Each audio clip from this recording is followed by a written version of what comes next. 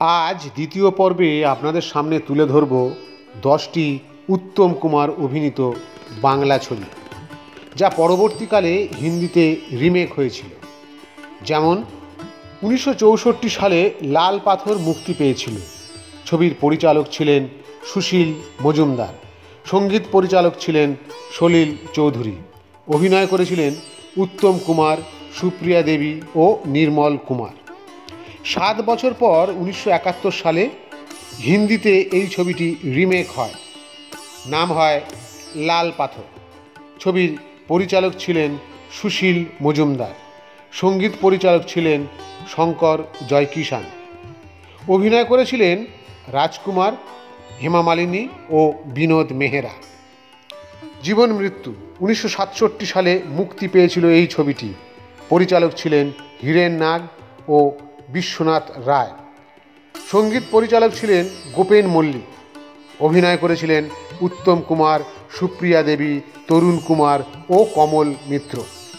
ঠিক 3 বছর পর 1970 সালে হিন্দিতে রিমেক হলো জীবন মৃত্যু।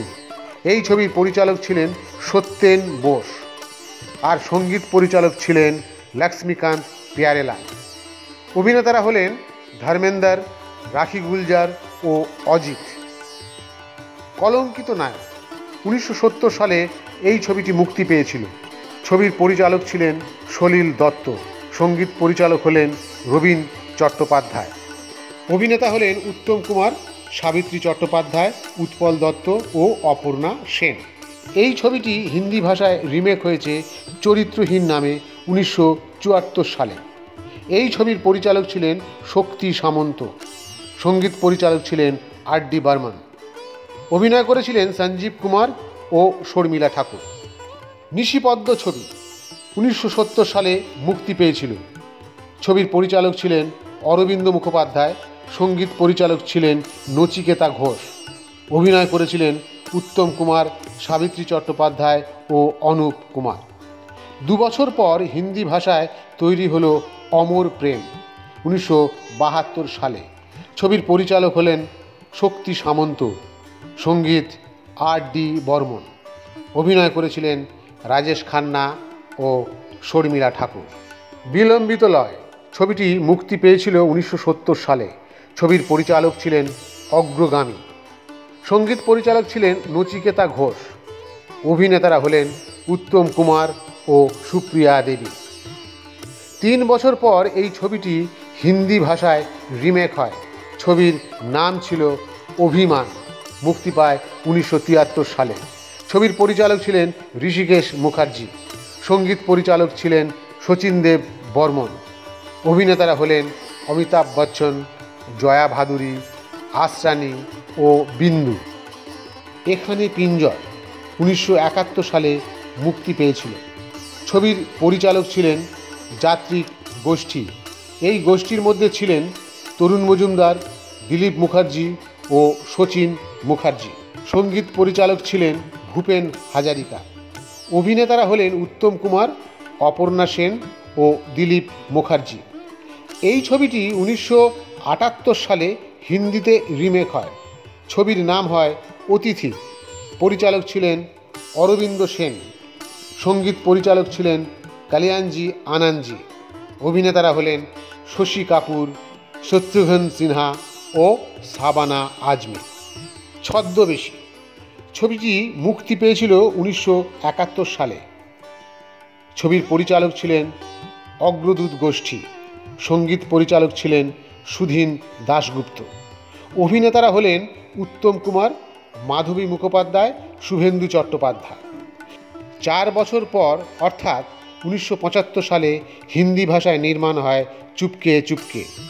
ছবির পরিচালক ছিলেন ঋষিকেশ মুখার্জি, সঙ্গীত পরিচালক ছিলেন শচীন দেব বর্মন। অভিনেতারা হলেন ধর্মেন্দ্র, অমিতাভ বচ্চন, শর্মিলা ঠাকুর, জয়া ভাদুরী ও ওম প্রকাশ। স্ত্রী মুক্তি পেয়েছিল 1972 সালে। পরিচালক ছিলেন সলিল দত্ত, সঙ্গীত পরিচালক ছিলেন নচিকেতা ঘোষ। অভিনেতারা হলেন উত্তম কুমার, সৌমিত্র চট্টোপাধ্যায় ও আরতি ভট্টাচার্য। এই ছবিটি 10 বছর পর হিন্দি ভাষায় তৈরি হয়। ছবির নাম হয় আয়াস। মুক্তি পায় 1982 সালে। ছবিটির পরিচালক ছিলেন শক্তি সামন্ত, সঙ্গীত পরিচালক ছিলেন রবীন্দ্র জৈন। অভিনেতারা হলেন সঞ্জীব কুমার, রতি অগ্নিহোত্রী ও অরুণ গভীর। মৌচাক মুক্তি পেয়েছিল 1974 সালে। পরিচালক ছিলেন অরবিন্দ মুখোপাধ্যায়, সঙ্গীত পরিচালক ছিলেন নচিকেতা ঘোষ। ছবিতে অভিনয় করেছিলেন উত্তম কুমার, রঞ্জিত মল্লিক, মিঠু মুখার্জি, সাবিত্রী চট্টোপাধ্যায়, অনুপ কুমার ও রবি ঘোষ। এই ছবিটি 4 বছর পর অর্থাৎ 1978 সালে হিন্দি ভাষায় দামাত নির্মাণ হয়। ছবির পরিচালক ছিলেন রজত রক্ষিত, সঙ্গীত পরিচালক ছিলেন হেমন্ত ভোসলে। অভিনেতারা হলেন অমল পালেকার, রঞ্জিতা ও শ্রীরাম লাগু। আমি সে ও সখা ছবিটি মুক্তি পেয়েছিল 1975 সালে। ছবির পরিচালক ছিলেন মঙ্গল চক্রবর্তী, সঙ্গীত পরিচালক ছিলেন শ্যামল মিত্র। অভিনেতারা হলেন উত্তম কুমার, কাবেরী বসু, আরতি ভট্টাচার্য, অনিল চট্টোপাধ্যায় ও তরুণ কুমার। 1982 সালে ঠিক 7 বছর পর এই ছবি হিন্দিতে নির্মাণ হয় বেমিসাল নামে। ছবির পরিচালক ছিলেন ঋষিকেশ মুখার্জি, সঙ্গীত পরিচালক ছিলেন R.D. বর্মন। অভিনেতারা হলেন অমিতাভ বচ্চন, বিনোদ মেহরা, রাখি গুলজার, দেবেন ভার্মা ও অরুণা ইরানি। আজ এই পর্যন্ত। দেখতে থাকুন আমাদের পরবর্তী আকর্ষণ।